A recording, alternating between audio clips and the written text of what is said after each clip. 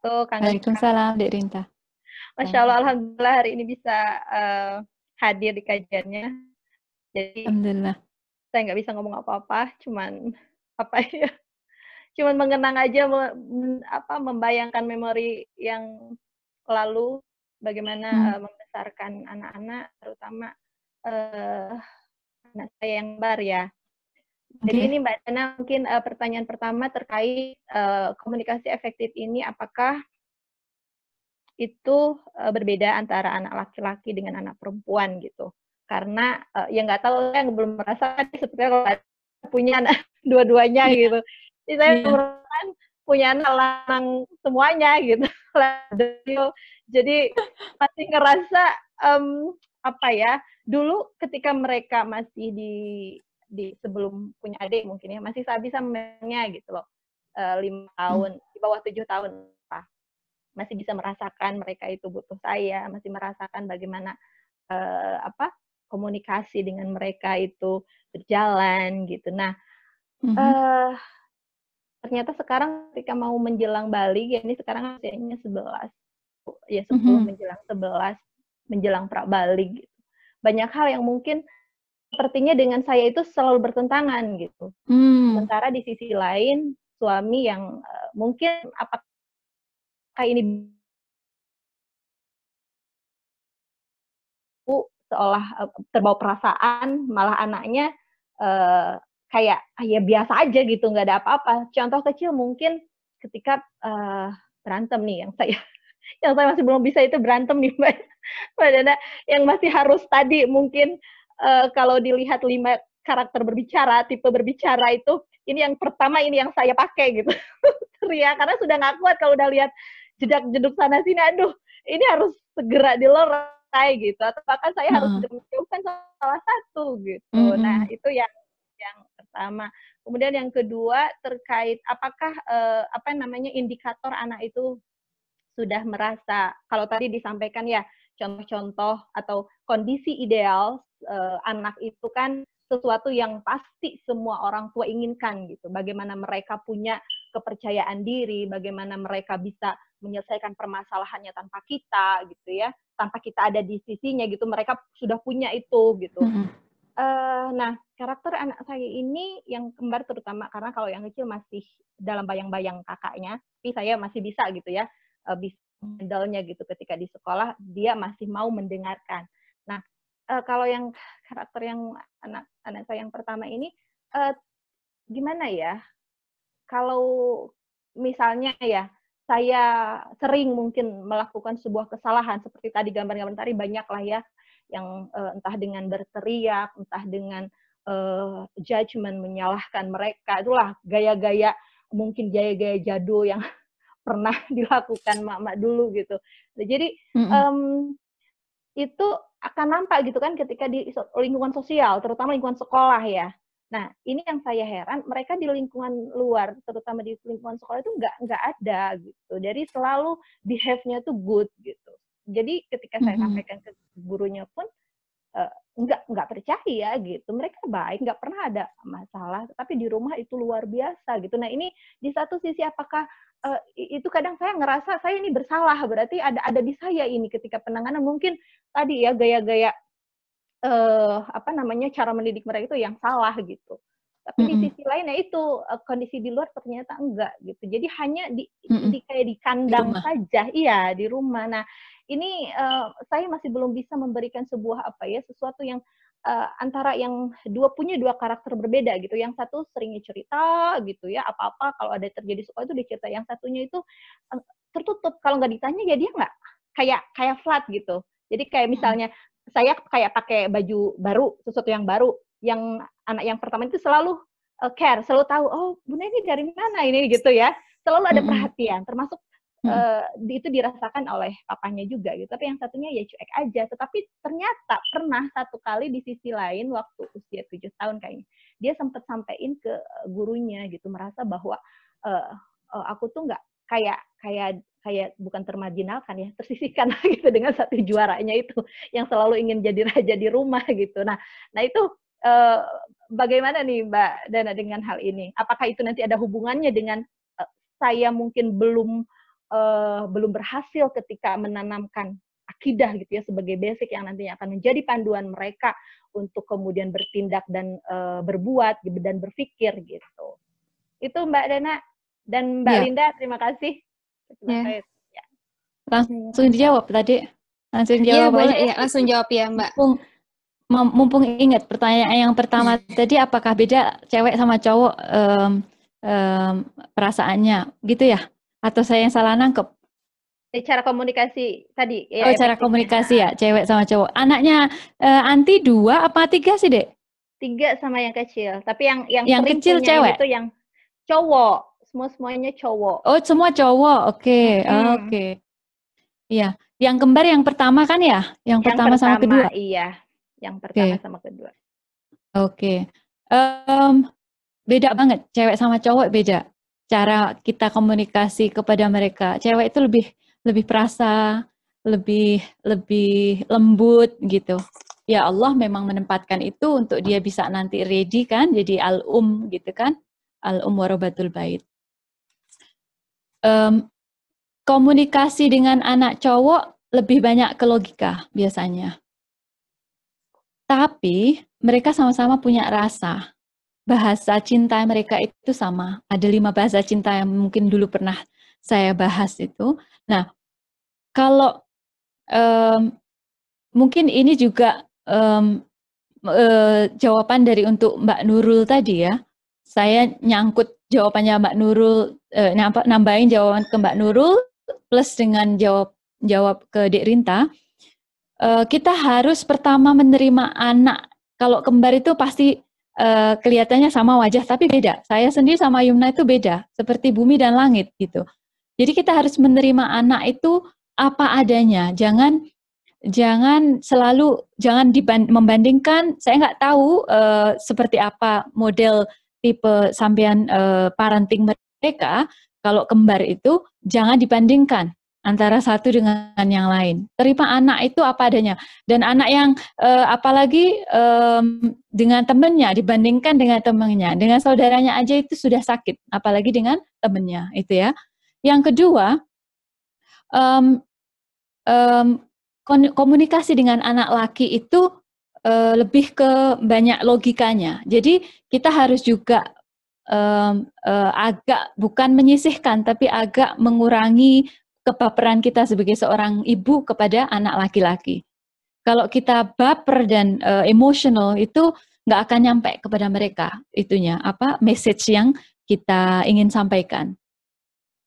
Jadi yang kedua itu, yang ketiga seperti yang saya bilang tadi, ini menjawab pertanyaan yang kedua dari Anti ya. Mereka yang satu itu pendiam.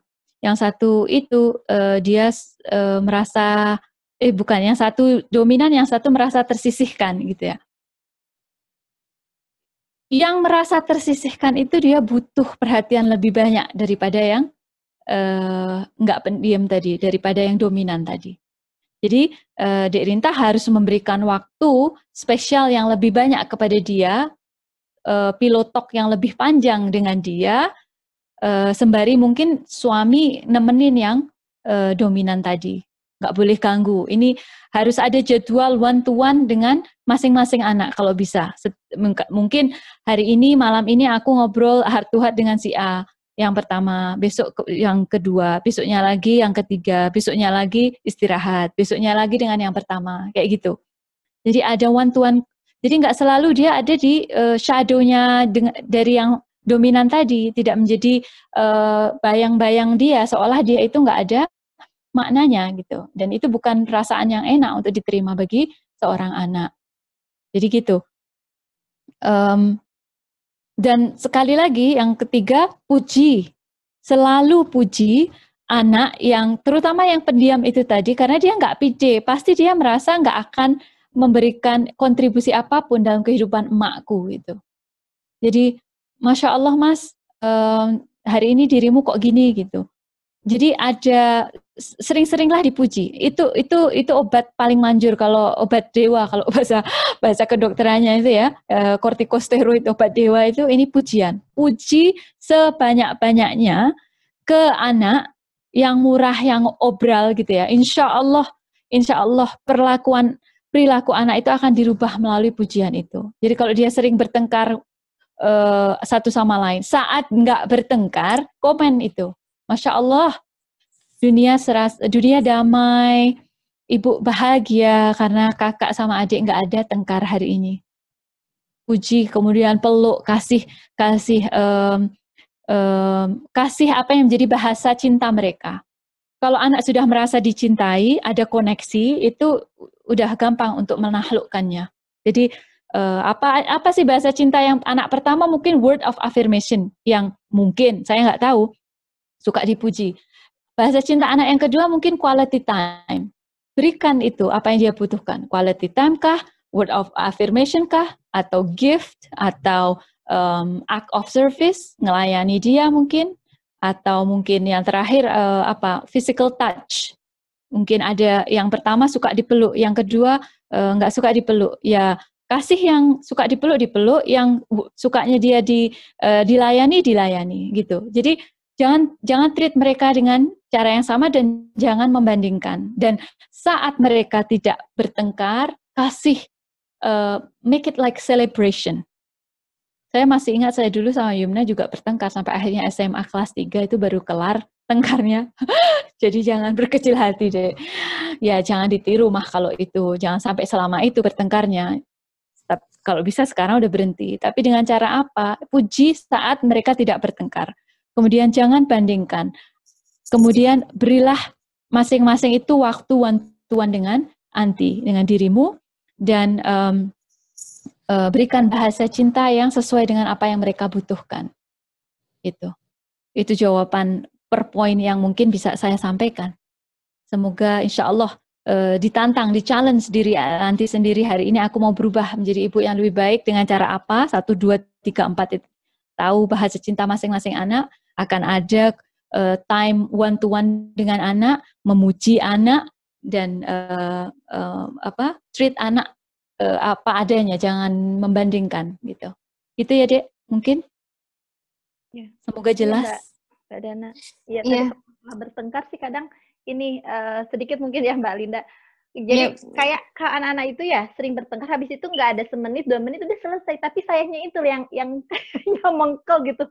Loh, mereka nggak ada apa-apa, akhirnya mereka ke bundanya yang masih belum bisa menerima gitu. Tapi mereka ya udah biasa aja.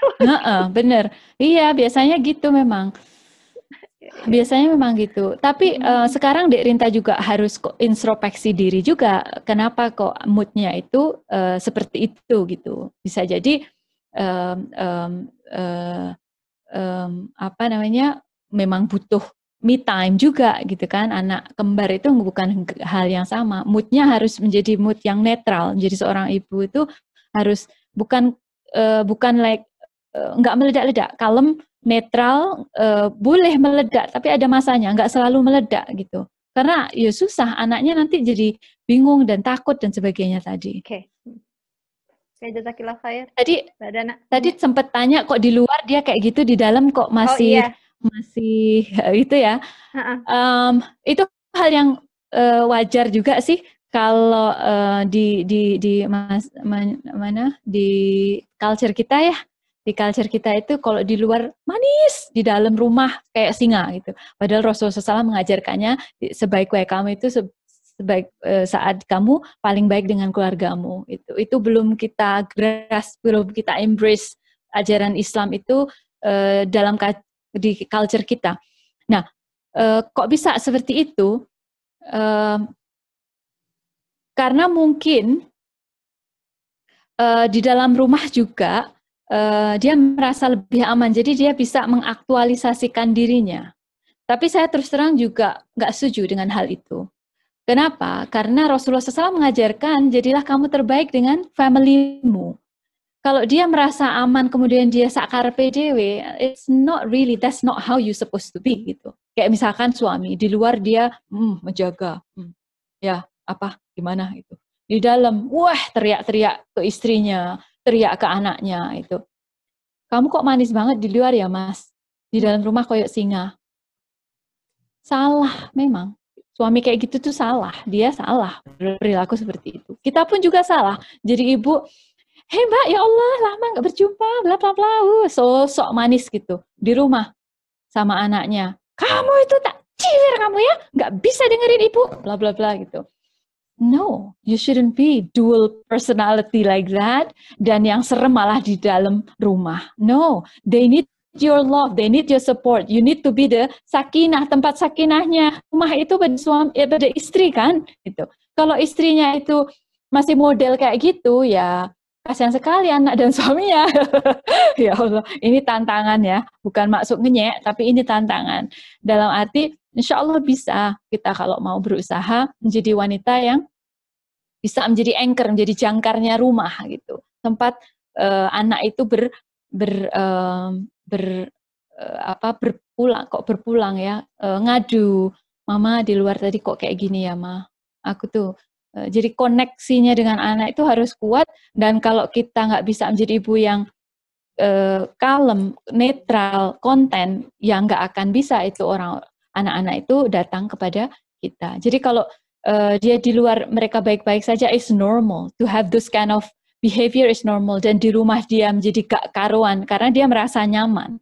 Tapi itu juga perlu dibenarkan bahwa memang kakak merasa nyaman di rumah, tapi masih ada rambunya juga di rumah. There's no such a free life in this world, karena di sisi Allah ada pertanggungjawaban ketika kita berkata kepada ibu kita, ketika kita berkata yang nggak nyaman untuk diterima telinga ibu kita, itu ada tulisannya di sisi malaikat gitu kan, gitu. Gimana dek? Insya Allah bisa ya, menjawab. Insya Allah jazakallahu khair, Mbak Nana. Ya. Sungguh menyegarkan.